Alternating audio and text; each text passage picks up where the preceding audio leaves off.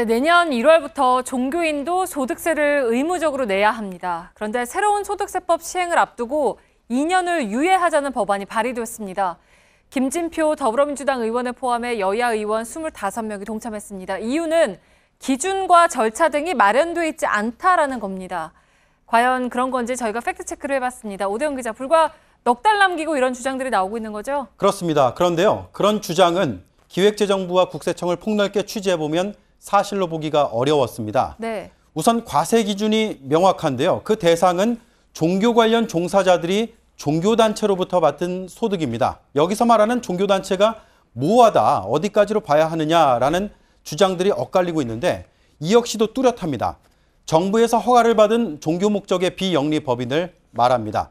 기획재정부는 전체 종교인을 23만 명 정도로 추산하고 있고요. 이 가운데 과세 대상자는 약 4만 6천 명, 그리고 세수는 100억 원대로 예상을 하고 있습니다. 네, 그러니까 금액까지 좀 비교적 자세하게 나와 있는데 근데 1인 종교시설이나 아니면 등록되지 않은 단체들 같은 경우에는 어떻게 되는 겁니까? 1인 시설이더라도요. 단체로 등록이 돼 있으면 소득에 따라서 과세 대상이 되는 거고 등록된 인원들이 많더라도 등록되지 않으면 그렇다면 법적으로 종교단체가 아닙니다. 네. 그렇다면 김 의원 등이 말하는 절차와 방식이 마련되지 않았다?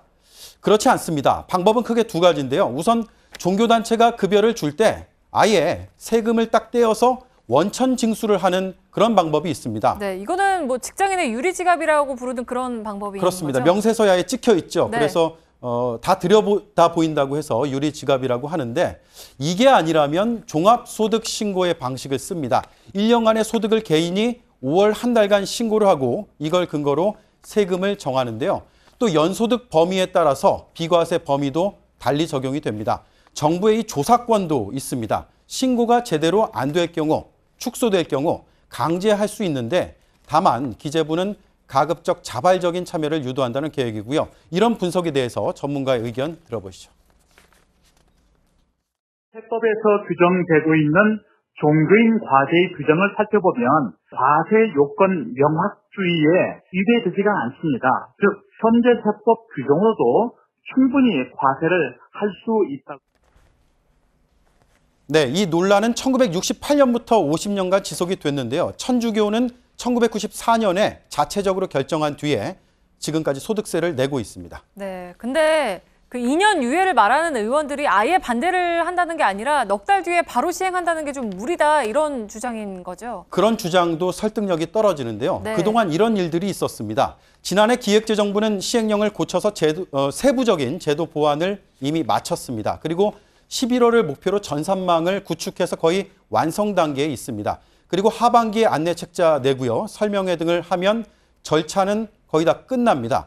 기재부 담당자 통화했습니다. 내년 1월에 시행하기에 전혀 문제가 없다라고 저희 팀에 말했고요. 네. 김진표 의원은 종교계와의 협의가 더 필요하다 이런 입장이지만 이런 제도적으로 시행은 준비가 거의 다 된 상태입니다. 그러니까 결국에는 실무진에서는 가능하다고 하는데 정작 이제 국회에서는 2년 유예를 다시 주장하고 있는 건데 결국에는 이래서 표 때문에 그러는 거 아니냐라는 비판이 나오고 있죠. 네, 그 속내는 알 수 없지만 네. 2015년에 당시에도 그런 논란이 있었고 국회 속기록을 보면 아주 인상적인 부분이 있습니다. 한 야당 의원이요. 종교인 예외 인정은 국회가 책임을 방기하는 것이라고 문제 제기를 했는데 그러자 여당의 한 위원은 옛날에 비례대표 때는 괜찮았는데 이제 지역구를 가는데 라고 답을 했습니다. 지역구는 선거구를 말하죠. 네. 이번에도 내년 지방선거를 앞두고 표를 의식한 게 아니냐는 비판이 일자 법안에 동참했던 여당 의원 3명이